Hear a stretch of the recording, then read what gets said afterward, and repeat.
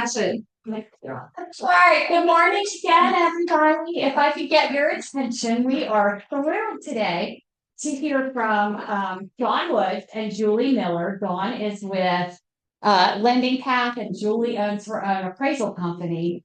And there's apparently, I don't know if I'm right or wrong in this description, it just popped in my head, but the way you're speaking of it, and I heard you speaking also, it kind of sounds like you guys are going through what we could equate to TRID for us, where we like had to review all that stuff. Is it something like that? Is it as big as that? As bigger Bigger than that. So we've got some really huge things coming to the appraisal industry, and we are not appraisers, none of us. But what I'm hearing is that we are going to hear some good information to take with our buyers and our sellers about what this new system or new stuff, how it affects us and how we can help things go smoother.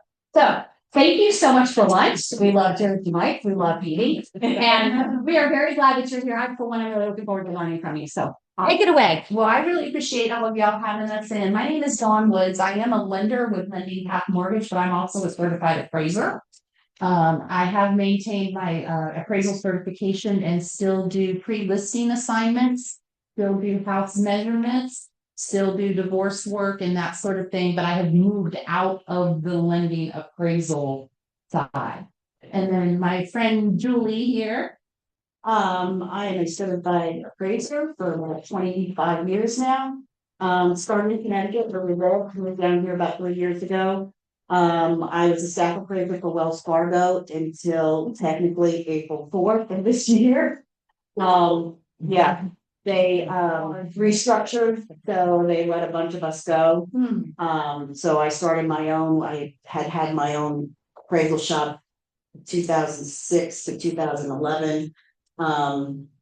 So I don't want to retire yet, so I'm just gonna keep chugging along. And I'm in Clayton, so I pretty much with Wells, I pretty much traveled everywhere. I was Durham, Harnett, Wake, Johnston, so I cover it all.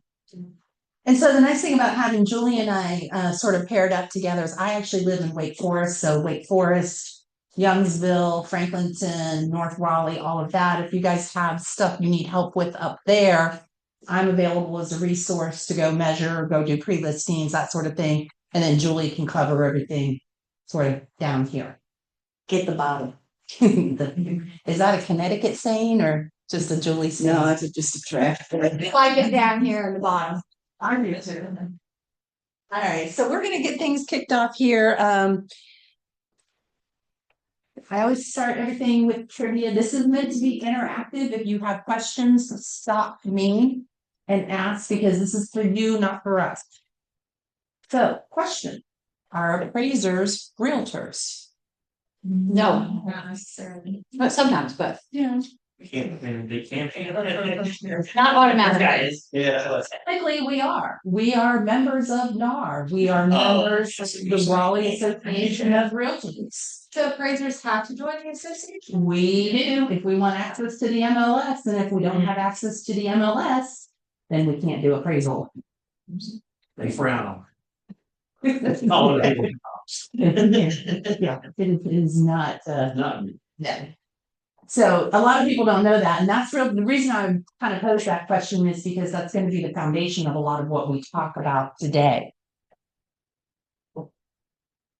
So why are we here today? So the appraisal forms have been in a format called UAB 2.6 for the last 21 years. There has been no substantive change to the appraisal forms in over 20 years. And that is changing. That has already changed. What's going to change in that is a multitude of data points that the appraisers are going to need to collect when they're out inspecting for the subject property. And as a result of that data that we have to collect of the subject property, we are now also going to have to collect a lot of that data for the comparables. And that's where you guys come in. Okay, so a couple of things about this. If you guys can't see this, are you able to log in somewhere to be able to see the presentation? Or can you see it from back there? I can see it. Oh, okay. I couldn't tell like from the angles if you could see it or not. Yeah, no, you're good. All right. Perfect. So it started in limited production in September. starting to roll out in 2026, January. You said, Julie, the first one was actually done in North Carolina? In November, I believe. Yeah, okay. Yep. Look at, go and see. I know, right? I think the guy has a YouTube He does. channel where he talks Yeah, he about. talks about going through the whole I need thing. to watch that. Yeah. Took him a long time. By November of 2026, it is going to be mandatory that all lenders that sell back to Fannie or Freddie Mae start using this new format. So it's coming, it's here, it's now. The listings that you're putting in today are the comps of tomorrow. And that's why it's so important that we get this messaging out to you guys so that we can keep the machine humming, right? FHA, VA, USDA will follow whenever they decide to get on board. Questions? Okay, so what are some of the big differences? So I said we were on UAD 2.6 for 20 some years. We're moving to what they call UAD 3.6. And you're like, who cares? We don't care. Well, here's going to be the difference. 2.6, as long as there was some data in there, they didn't care. They're like, oh, great, there's some kind of answer. Perfect, move on. 3.6 is massively intelligent, built with AI, and now 3.6 is going to have the ability to tell if that data is accurate or not. And if the data is not accurate, it spits back. If the data is not included, it spits back. So what happens when an appraisal spits back? And it's closed time. Does it fail or just take long? It can't fail. But that's called a revision request. Everybody hear a revision request, right? So if a revision request comes back, the appraiser has to respond to that revision request. So that just delays the process. So there's going to be a higher percentage of revision requests coming with the new 3.6. So what does it really mean, right? So for you guys, for me as a lender, it means that there's going to be more hard stops because those fields have to be completed. It used to be in the old reports that we could leave the field blank and write an explanation in an addendum. The addendum has gone away. The data has to be in the report or the report cannot be submitted. More consistencies, like we just talked about, that's going to trigger more more revision requests. And then there's going to be more timeline pressure because before we could write the explanations, get away with it passing, and we can't do that anymore.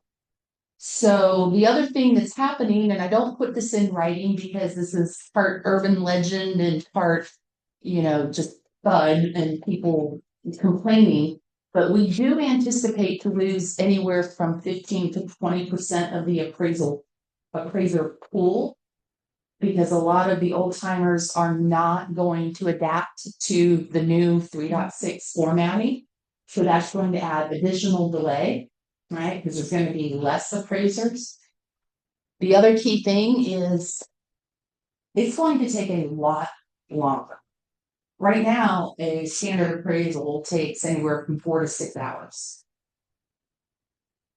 We're anticipating that number is going to bump to probably 6 to 8, maybe even longer. The inspection times are going to get way longer.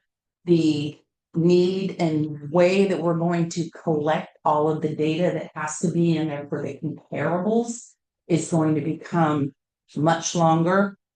So that means we're going to need more time to process, which means we're stuffing the whole stuff behind the desk instead of out there churning and burning like we normally do.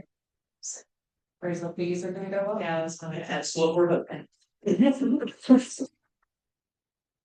I thought this is the class here. If you're working final. Yeah, he's good.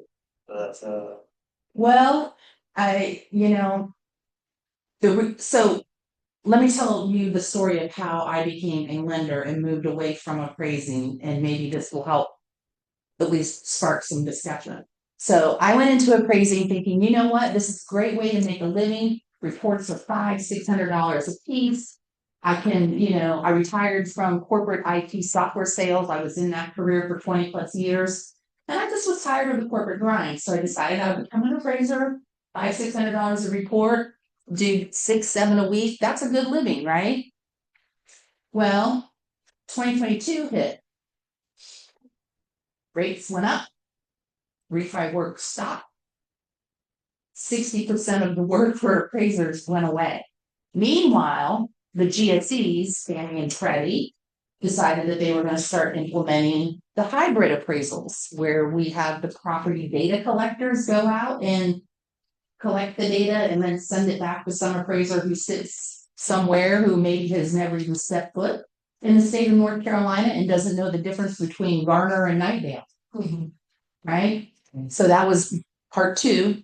And then part 3, as a result of all of this, well, part 3 is actually Fannie also started implementing a lot more of the appraisal waivers because the equity in our market specifically went through the roof. So the risk went down. So that resulted in another net loss to the work that was available. So you had a shrinking pool of available work to you, and that's when the fees started to go down. It became a race to the bottom. The appraisal management companies took it upon themselves to start sending work out for bid. And if you're trying to feed a family, hi there, please sign in if you don't mind, thank you. You know, if you're trying to feed a family and you wanted 600, but you can now go get it for 350, you might go do it for 350, right? They're still taking their cut. And here's the interesting part of all of that. The banks are still charging 600, 700, 800, but the appraisers are now getting paid 300 or less to do all of the work. That's crazy. It's Big on the liability. Yeah. It's crazy. So know this? No, I didn't. No, I really thought. I learned the appraisal when you went to the appraisal. I thought you got the whole thing. Yeah, I mean, I thought maybe they had like 50 or 100 bucks on it, but not that much. But that's wrong. Like, Just the middle layer. Yeah.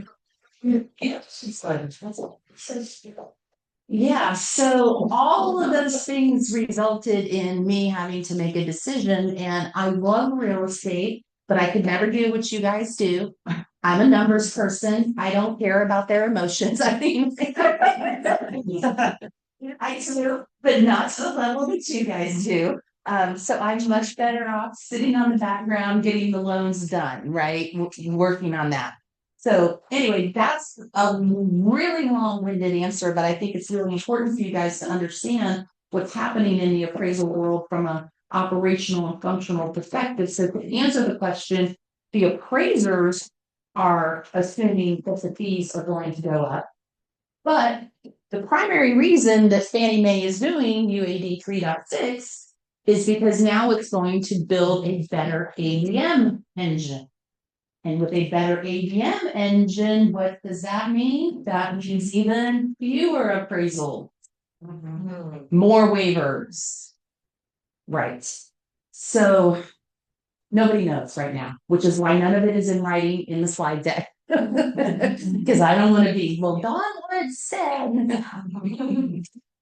So anyway, sorry for that sort of diversion there. Big key takeaways. Another one. Remember I talked about this new UAD 3.6 is going to be smart. It's going to be really smart. It's going to know if the data that we are putting in there that we're getting from the MLS is the accurate data. And how is it going to know that? Because it's going to go look at the last report from that property. Does the data match? If the data doesn't match, guess what? Revision request, and now everybody has to go figure out who was right. So if I do an appraisal report today for a subject property, and that report goes into UAD 3.6, and I say that it has 3 bedrooms and 2.5 bathrooms, and then Julie comes behind me and uses it as a comp 3 months later, and Julie says there's 4 bedrooms and 3 bathrooms, now there's a data mismatch. Julie only knows what was reported in the MLS. So this is why the data integrity piece of this is so important, and we've got to make sure that we're getting all of this right in the MLS. Bad data, slow closings. Good data, fast closings. And, I think the real struggle, I mean, we probably should have another conversation about this right now, not to point any fingers, but the amount of data that Dorify has now decided isn't required is a big problem for us, right? For example, HOA. Where are the HOA fees? And what are those HOA fee covers? Back when we were on Triangle MLS, that was in there. It was a field. It was a required field. It is no longer there. We still have that. But is it required? And also, it does not display. So when you go and you see the MLS sheet, when you do a search and you get the MLS sheet, it's not displayed on that sheet. We have to go find it somewhere somehow. It's a different, when they switched to Dorify, they gave you an automatic, they switched, okay. Paragon is the biggest issue because their data doesn't mesh well, so they had to make a lot of changes. And I think wait a minute, I've totally lost my thought because you said a bunch of things I'm trying to write down. It's all there, but with the Dorify switch, when we switched to the 3 operating systems, basically, I gotta go back again because I'm getting ahead of myself. Please tell me somebody of the last sentence you said. The data that we It's there. is You have a no different, it's a different automatic, it's not the agent pull form that you're seeing. So you just need to switch which form you're seeing as your regular and it'll show you there. But there was some glitches with that original format that we all were used to that caused them to make the other one the standard because it had more accurate information, and that's why it's that way. But it's all still in there. It may not be required, and I'll write that down. It's great to know. Yeah, thank you. Yeah, and I am working with the team over at Dorify. I'm trying to develop a list of the fields that are going to be required for these appraisal reports. And sorry, the burden of that is going to fall on you guys, but if you know ahead of time, then you know, right? So, moving on here. So it's not really all bad news. How many, I mean, you guys have all seen appraisal reports. There's a different one for condo. There's a different one for manufactured home. There's a different one for multifamily. There's a different one for an appraisal update. There's a different one for da da da da da da da. So when Julie and I go to do an appraisal report, this is just a sample list of the different appraisal forms that we would have to select from. Now it's going to be all one form, all properties, all property types, all property conditions, everything is all going to be in one form. Prior appraisal reports, you used to be able to see the appraisal report, but then if you wanted to see a picture to see if it matched what you thought it was, then you had to go to the addenda. And if you wanted to read about how any of the comps were selected or, why the appraiser didn't choose X, Y, or Z comps, then you had to go to another different page, written addenda, and, read through, 40 lines of paragraphs of text. Well, the good news is that now this is all going to be integrated and it's going to be in a workflow that makes sense. If notes have to be made to a comparable, those notes for the comparable are going to be right there on that comparable page. So it's going to be a lot more user-friendly, right? For us and for you guys in the end, going to be smarter data reuse, meaning the data, once this engine really gets humming, the idea is that we should be able to cross-check the data that we're putting in before we submit the report. So the example I was giving a minute ago, where I go in and inspect and I say 3-bedroom, 2.5, and Julie says 4-bedroom, 3, Julie will get flagged on that before she submits that report. So there are some things being built into it to try to minimize the length of time that these things are going to take. What if a house gets added on to? That's what I was going to say. Between those 2 appraisals. That's a great question. I guess we'll all find out. So instead of having an answer. There has to be a way for you guys to update that fourth bedroom was added since the last appraisal. There has to be. Well, and it could be as a simple matter of a revision request, right? We don't know. We'll find out.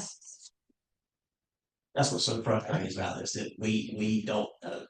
We really don't know what's coming. Yeah. They're like, here, get ready. For what? Yeah. Hurry up and wait. Right. So here's what the new form looks like. You can see right on top, you select single family, multifamily, and then everything from that point is intuitive. Do we have an accessory dwelling unit? Do we have outbuildings? If so, what are they? Now you can see all of the things that are available to us to select as outbuildings. Will that ever match our MLS? No. Will anybody ever put it in correctly? No. So, but this is the level of detail that we're now going to be responsible to report. And the only way that we can get this data is if it's available in the MLS for this compare.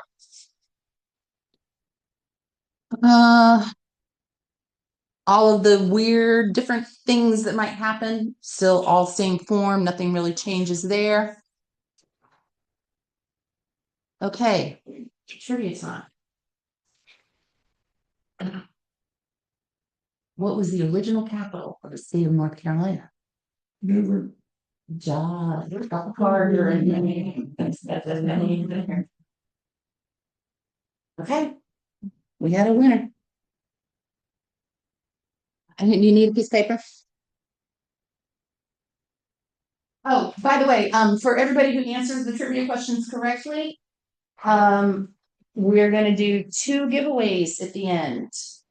One house measurement from me up in the northern part, and one a house measurement from Julie down here in the south. Yeah.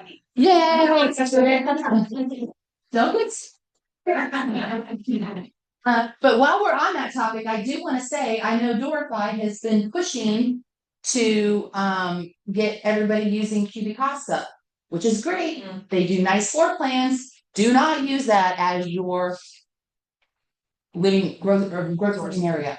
Yeah, because those Cubicasa scans are not accurate. They're pretty, but they're not accurate. The other major thing that we're going to have to start reporting on, is there broadband access available? Why do you think they care? Why do you think Fannie Mae cares if broadband access is available?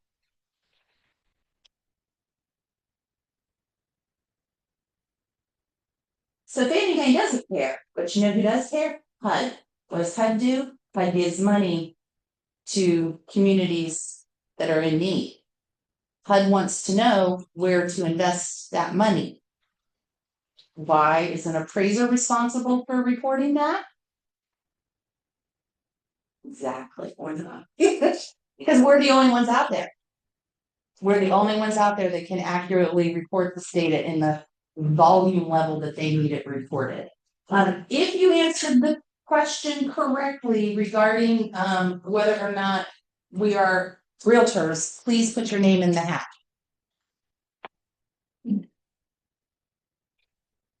We now have to also report on the roof. How old is it? We don't. Exactly. We don't. We're just gonna guess. Or we're gonna call you and we're gonna go, what do you think? What did the seller tell you? So, if you know if it's a newer roof, and a lot of y'all are really good at that, right? You put in, newer roof 0 to 5, right? A lot of you already do that in the MLS, but this is gonna be something that's gonna trip us up because we have to put it in there. We put it in when it's 1 to 10. We don't always put it in when it's later than that. Well, and another thing is, if you have access to MLS, you can look at the documents to see what's written on the property disclosure. Well, if they were. The seller doesn't even know. Exactly. So they just do NR. That part. It said what it said. See, you can say that. I can't. Maybe if I go get my realtor designation, I can say that too. What I love is when I'll ask somebody, well, how old's the roof? And they say, it's a new roof. And I'm like, oh, really? It was replaced in 2026? No, 2019. Yeah. Yeah. So, Peter, when? I mean, not that it matters, right? But, like 2016 is coming. I mean, yeah, they're like, We no longer have a seawater. it was before COVID, yeah. yeah. What's the old saying about, the days are long and the years are short? Like you can go and play. So. Another data point, ceiling heights. We now have to start reporting on that. Okay, how am I supposed to know how tall the ceilings are? We do. This is when we're doing the subject. But aren't you counting on For the us as comps, listing agents to put them in there for for, comps? for the comps, we don't have to report on that Okay, yet. but you will once you guys are doing this, and I wonder, it begs the question, right? I imagine if it's in. Probably. One more area. So answer the later question, because I've had about, guys, let's not, we all have. So I've had a buyer who's found two houses that they really liked, and they've come very close to like, I could touch the ceiling, but only in some of the house. How much percentage of the house needs to be over 7 feet? You wanna take that one? Has to be a 5 foot minimum. 70% of the room has to be reach that, correct? Of the room or the house? Where I live was 50%. 650. Let me take this one. All right, so I just actually had this question from one of my lender peers yesterday. He got an appraisal, is getting ready to get an appraisal for a house built in 1920, and all of the ceilings are 6 feet 11. Well, that's under 7 feet, right? No big deal. It's still, you just make a notation, you try to find a comp that is also under 7 feet. So this raises a really good point. When you guys have comps that have unique features like that, if you make the notes, put it in the remarks so that we can go find them, it makes our job so much easier, right? So like, say you list a house that has ceilings under 7 feet, put it in the remarks somewhere, or even hide it like somewhere so that we can at least find it as a comp when we need it. Because if we can find a comp that has the same feature, it's no longer a problem. This is all a concept of market acceptance. Market acceptance means, is it accepted in the market? And I only need to show one. I don't need to show 3. I got to show 1. Right. So I don't know that this answered your question. I don't know, because my question then relates to, in terms of a loan, if it's less than 7 feet, will the appraisal kick back on the loan? No. But it's not going to kick back on the loan. What it might impact on the appraisal report is value. Okay. Right? The appraiser might say, there's no market acceptance for a room with. It was the laundry room. We'll say I reached up, I could touch the ceiling, so 6.5. No, you're not going to have any value disputes there. But all of these questions, all of these unique features and market acceptance and whatnot could impact adjustments made to your comparables for that subject, right? So it could move it up, it could move it down, but it just depends on what the comps say, right? There's no adjustment diary. It's all based on what the market is saying. Thank you. Does that help? Yeah.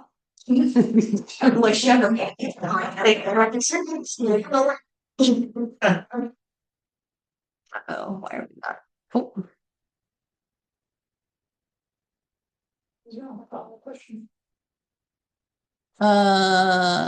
Okay. We also now have to start reporting on what specific type of property it is. We can no longer make stuff up like we used to.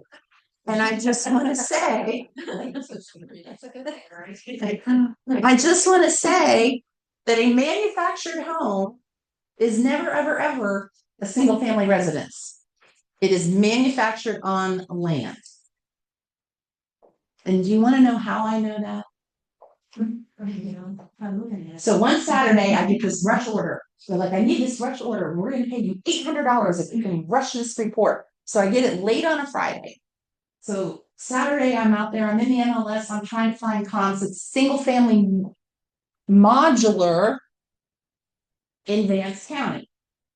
Okay, great. Single family homes, Vance County. The price ranges were from like $80,000 to $600,000. I'm like, what? Well, in Vance County, I guess a manufactured home is a single family residential home. And I had 27 comparables within the square footage range that I was searching. And of the 27 that I had available, 18 of them were manufactured homes. So I'm sure nobody here does that. It's happening. And it's scary. I was just gonna make a note, like, I would be so happy if they got really strict about that. Because it is so annoying to me when I'm trying to pull comps and they'll have a manufactured home listed as a single family and I'm just trying to pull manufactured, I'm like, no, that is not a stick-built single family. It's like people just don't even know what they're looking at. It's sort of annoying. Say it louder. Well, that's why we're all here. Unfortunately, the ones learning are here and not those that need to learn are not here. But back to I mean, true, I know. Well, I mean, there's your recruiting statement right there, right? What y'all doing? You need to be here. Yeah, I was gonna say something. Yeah. Oh, would you explain the manufacturer difference for anybody really new between manufactured, modular, off and on frame? Just quick like button. Okay. Manufactured has a tag on the outside. And would you say that if it's a double wide, a single wide, or a triple wide, it's probably a manufactured home? It's a manufactured home. Thank you. Modular homes, there are two types of modular homes. One on frame, and that is a modular home that looks like a manufactured home, but it does not have the tag outside because it is a modular home. And then there's off frame, and an off frame modular home is treated just like a stick built and With lofts and everything. yeah. So any modular is treated as stick built, whether it's on frame or off frame. The only way that you can really tell, there's some telltale signs that you can see from the inside if you get good at looking at them. Marriage wall helps. The marriage wall. Yeah. But the only way that the key is if it does not have the metal plates on the outside, it's probably modular. And if you're really curious, go underneath the crawl space and see if it has the beam. Right, the beam without the wheels. Well, the wheels are gone. That's right, they leave anyway. Where is the plate typically at on the outside? For manufactured homes, you're gonna have one on the front left side and then on the right rear. So they're gonna mirror. Oh, there's always two. Okay. There's always Mm-hmm. well. Well, because I've been where there isn't any, but it is definitely a manufactured home and they just disappear. I don't know how Yeah, they they do. might have redone. Yeah, like, And they redo the side. Right. So how do we tell from there? The marriage union, what'd you call it? No, that's Yeah. What'd you call Two things come together. It's marriage wall. yeah. You guys aren't going to see enough of them to ever be able to recognize the marriage walls. So don't even just erase that. it? Crawl space and look for the tags and then call it appraisal. Well, Look no, the tags are not in the crawl space. No, I know. The difference between manufactured, the easiest way to tell are the tags on the outside. They do oftentimes go missing because when they put new siding on, they don't say the tags.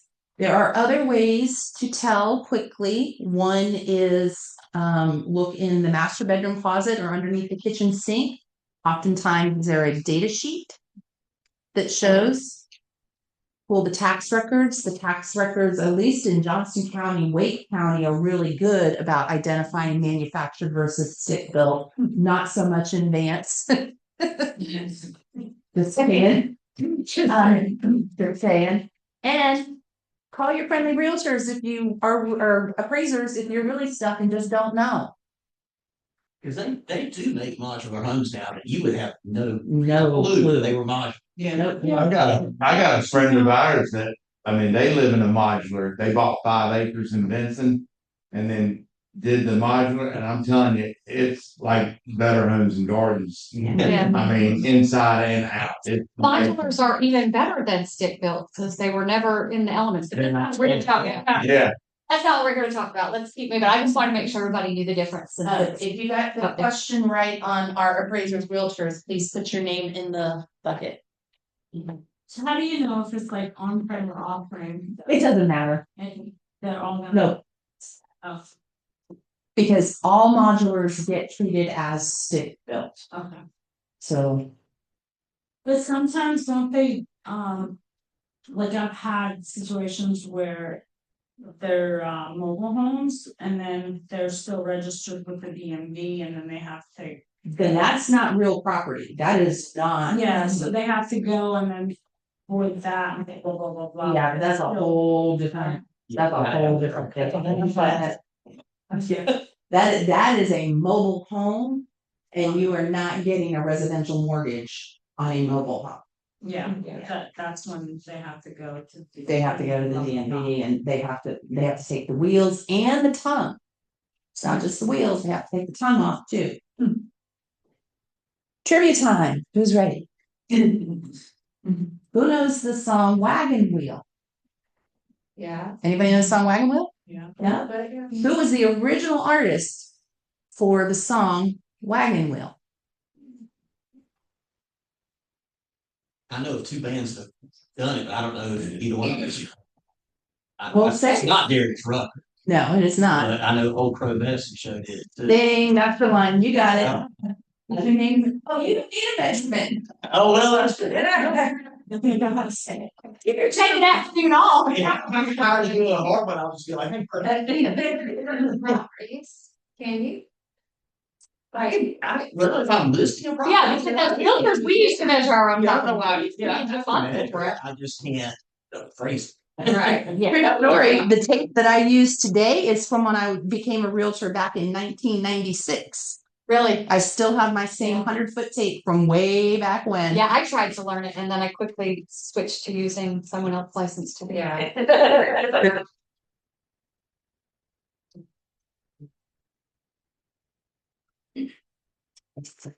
Are we frozen?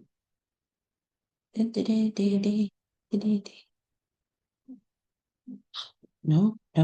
Now see, it did this. It's tearing up my secrets. This was just another view of what the new form kind of looks like. It's easier to read, right? Like, so when you guys see these reports, you're gonna be able to just instantly read them a whole lot easier because it just makes more Oh my sense. gosh. They made it look like a loan disclosure. Yeah, they did. They sure did. And why would that be? It would Because we're be, used to looking at a loan disclosure on it. well, they made it look like a loan disclosure because Fannie Mae runs the world now. At least our world, right? Help me. I wish I could. I've been having some internet issues this morning that could be related. No, because this shouldn't be the internet. No, I mean, if it just popped out, it might be struggling. Oh, I see. Okay. Square footage conversation time. Everybody's favorite topic. So, kind of hard to see in this picture, but if you look very closely, you can see that this back wall is cement block. Okay. So my question to you, is that finished or unfinished basement? Are those air registers in the ceiling? Those are air registers, but what did I just say about this back wall? The cinder block. Okay, so Because it's So if sheetrock, it's- is it not finished? Well, not sheetrock, I mean. Is that right? So is that sort of akin to subflooring instead of a finished type of is flooring? not finished. Just like you wouldn't, but like they don't count the flooring in if it's just subflooring. It's kind of the same concept. Yes, Thank you. if it's just subfloor, concrete. Like, Right. it's my brain, not yours. I I got said subflooring, I was thinking like on the, second floor and I was thinking like like the wood sub flooring. I wasn't thinking the concrete slab. Either way, it just Yeah. it's exposed construction. Right. So when I'm looking for a house with a basement and I'm looking for something with like, oh, I don't know, 650 square feet finished. And I get this, now we got a problem. Because that whole entire area is unfinished. Wow. And we actually now have 260 square feet of finished space. And you said because it has the. This is the block walls. But in the MLS, isn't the question like whether or not it's heated square Yeah. feet? Yeah. That's what I thought. I don't care what it looked like. Yeah, me too, something's got heat. Yeah. I don't know. Below grade finished or unfinished. Not saying that it doesn't have value. Uh-huh. So, It could have some value. Best thing. It's just how we have to assure it. Uh-huh. so if it were finished, how much value would you have given it? Instead of 260, it still isn't 650, correct? Yeah, they- so now you have 390 square feet of unfinished space. And you have 260 square feet of finish. And the values for those are different. Than the above ground. How do you? No, they're the determine total value? finished. Then if that, yeah. How do you determine what the value is on the unfinished part? We would take 300 hours worth of classes. There's, look at our magic chart and it'll tell you. I mean, I'm the one that's gotta price it to begin with, you know, so that's. Well, that looks like, is that a certain percentage that we can use as laborers when we're coming up with like a big picture pricing scenario? Is there like, it looks to be like around 40%? Is that even close, 35, 40%? Well, the bigger question becomes, how do you determine how you are pricing the properties? And you're pricing those properties based on the comparables, correct?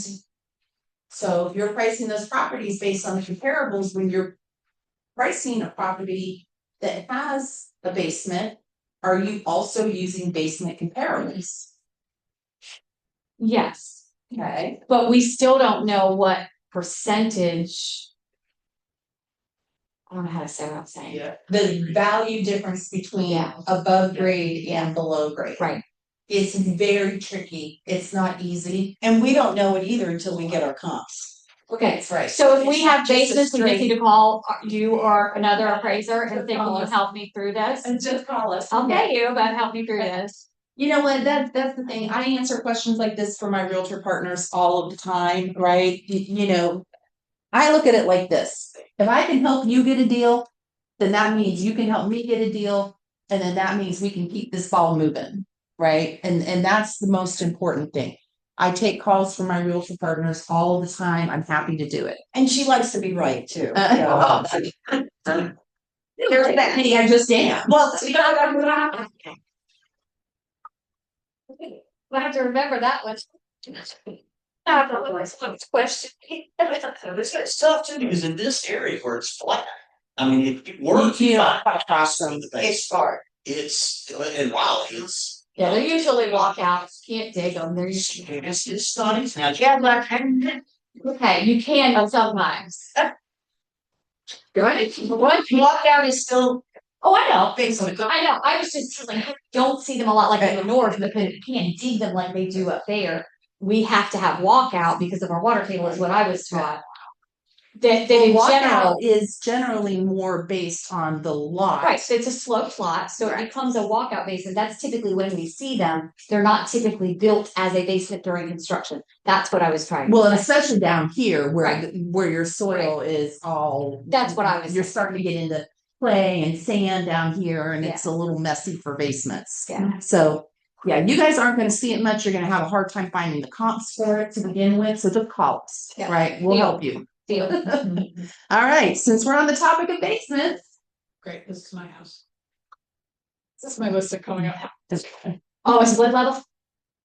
Of a tri-level, that looks like a tri. does this house have a basement? Yes or no? Yes. Yes. Yay! Yay! Good.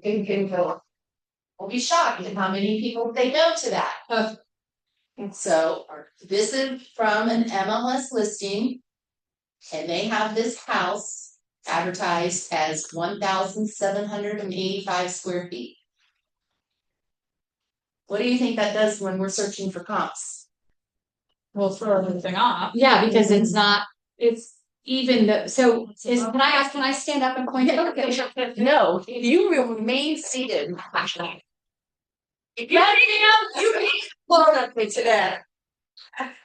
Is this the below grade area that causes us an issue? That is correct. So that square footage would make this off because you can't count it as the same as the above grade, correct? That is correct. Okay, I didn't win a trivia, but that was pretty good. So 1,225 square feet versus 1,785. Right? Third of it. Those were some angry sellers. Do they know this yet? Not my job. They're gonna have a problem when it comes to appraisal. I've done this. Well, Not for an basement, but so follow up, so on the MLS though, there's above grade, below grade, and then total, so you would put the 17 and change in the total, but you do need to list it separately between living area and then below. above and below. But they do Yeah. not. But they don't, right, and this is my listing, not this particular Yeah. house, but the old MLS, they only put the 900-ish Uh-huh. above, they put 0 for unfinished below. But I found the exact same floor plan, like 3 houses down, and I now know it's actually 50 total square feet. Yay! But also,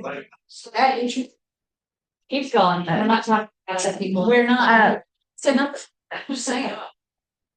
Okay, So, I also want to point, I just want to make a note here. So we got into the conversation a minute ago about below grade and how do we value it and is it complex? I will say that in our market in general, our market accepts this area as above grade living.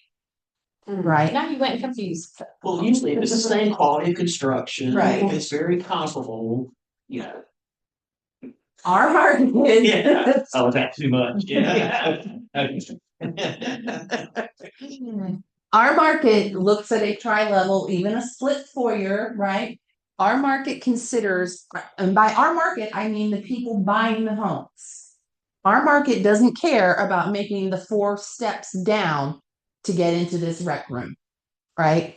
They don't care. They view it all as one house. They view it as the 1785. We just cannot report it that way. Here's the other thing that happens with valuation on these tries and these split. This area down here, let's say our square foot adjustment is $55 a square foot.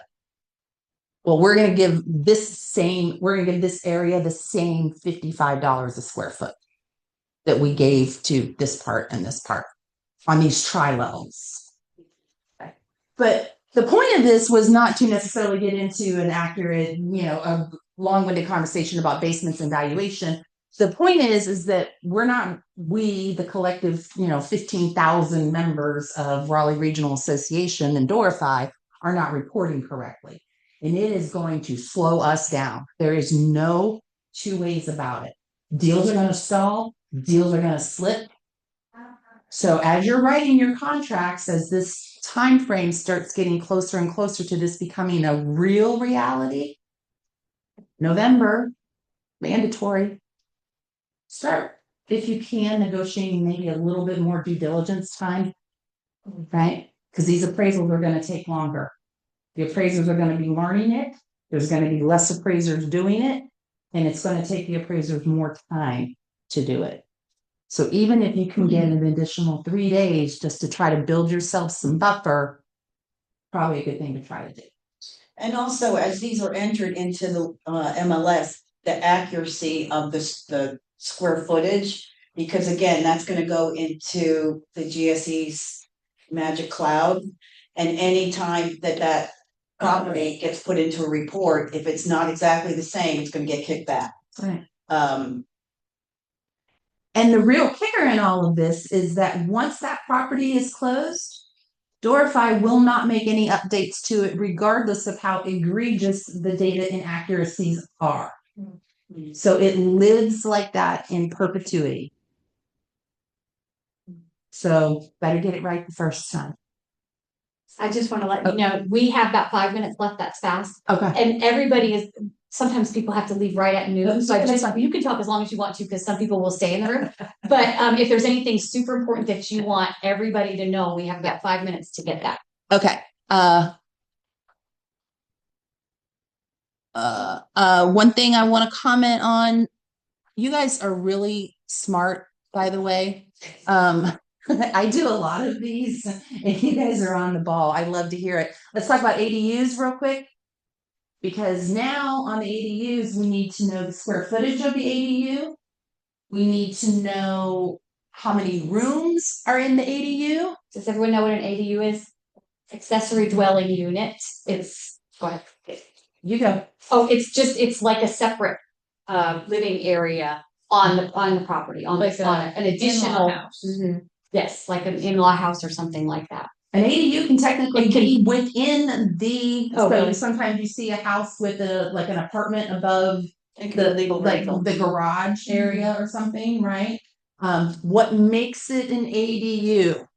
It must have a kitchen, must have a bathroom, must have a sleeping area, must have a stove or stove hookup, must have its own separate entrance, and it must be limited to one per property for lending purposes. Is that North Carolina or nationwide?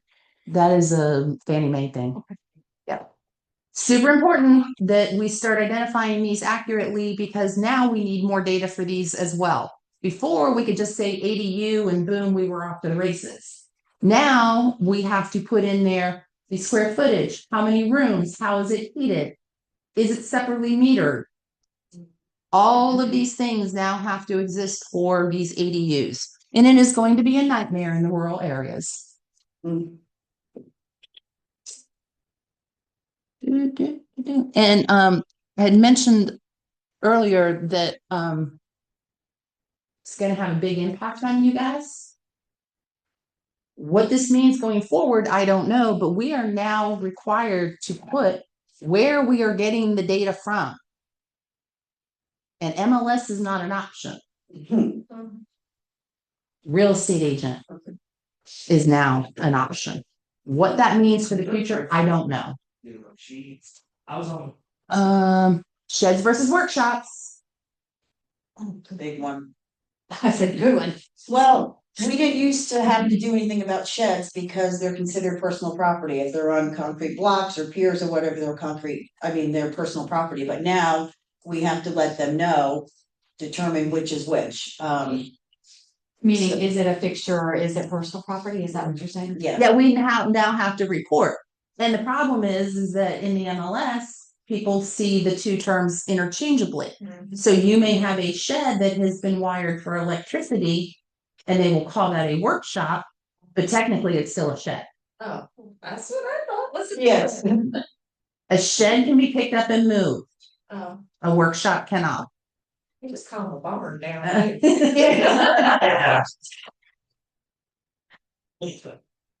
So if it's on like a slab, it's more likely to be a workshop. It's a work, right? For report, for searching purposes of how we're going to look for it. Right. Right.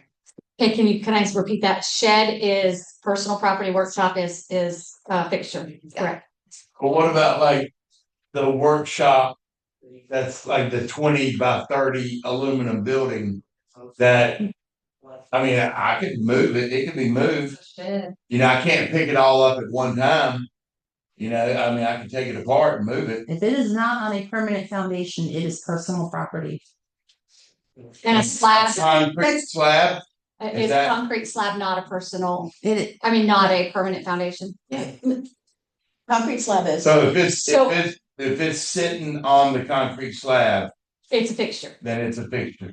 and it becomes a workshop. how is it attached to the concrete slab? Well, I mean, Sitting on the slab. yeah, some of those things If it's are, attached to they're the heavy slab, enough it's a where they can workshop. just sit on it, and then some of them are probably bolted down.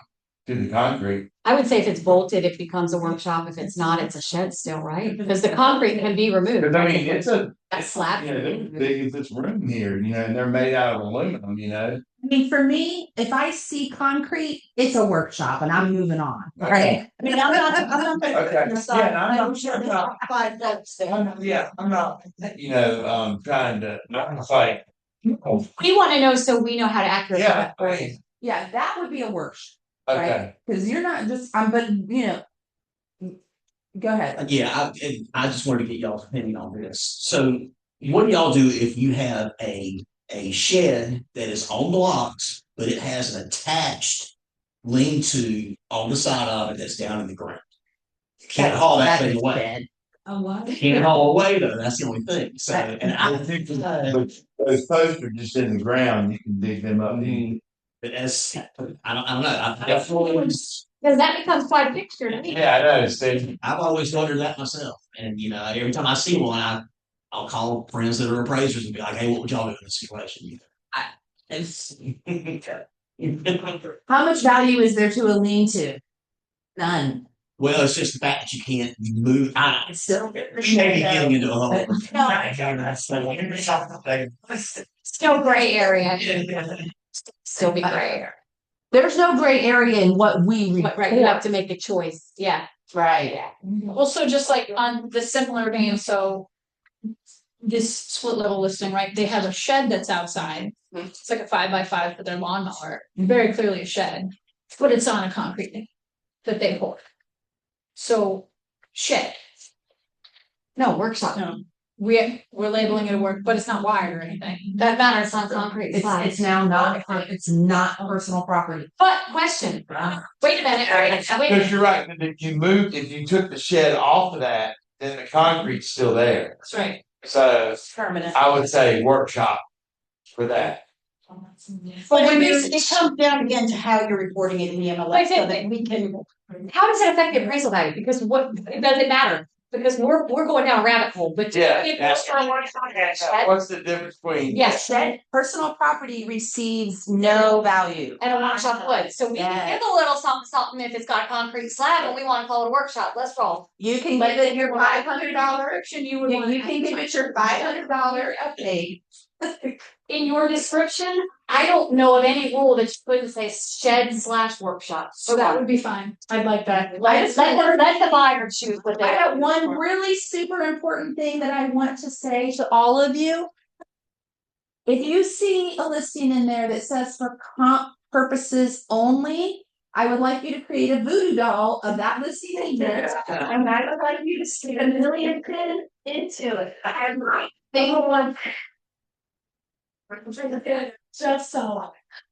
Those will drive me. What? Nothing, she said, why I've would you do never, that? I might have seen it, but I think I just ran It's- over it, what is that? It's like a pre-sale, so what happens is someone will put in, someone does a pre-sale, a big neighborhood of pre-sales. Okay, They enter this in and they don't put all the information, and I think is why it's. They don't put any in. Right, And like, they think they're putting it in there so they can comparable, but they don't give enough information or even accurate. so it's not information. doing anything. So it ends up hurting them, yeah, right? And now I can't use it as comp.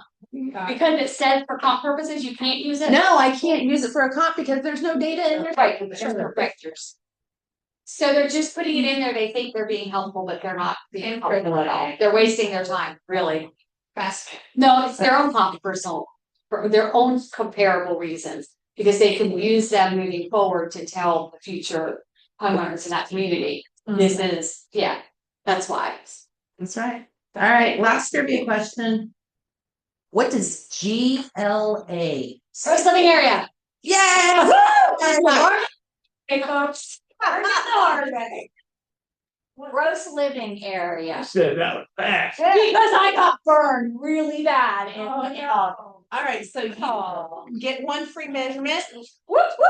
and you get one free measurement. Okay. You cool. get one free measurement in your silo. Put your silo.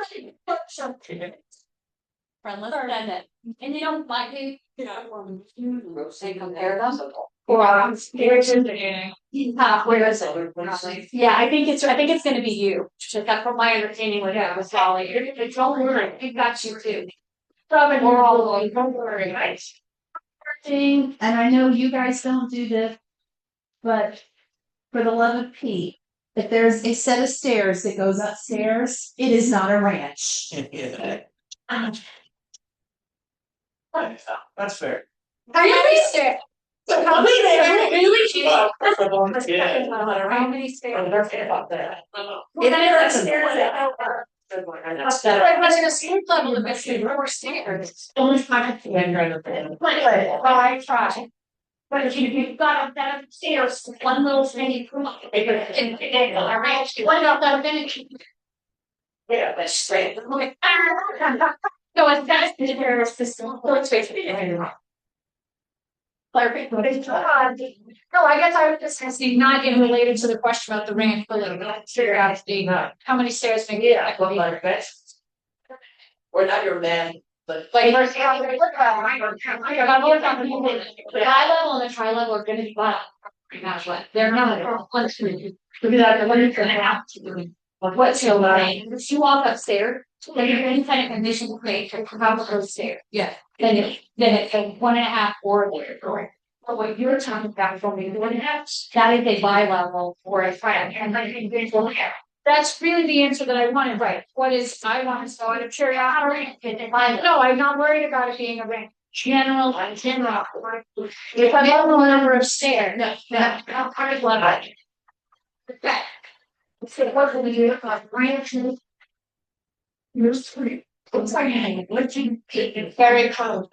I was just thinking of just really very well and quite community. This taste. Yeah.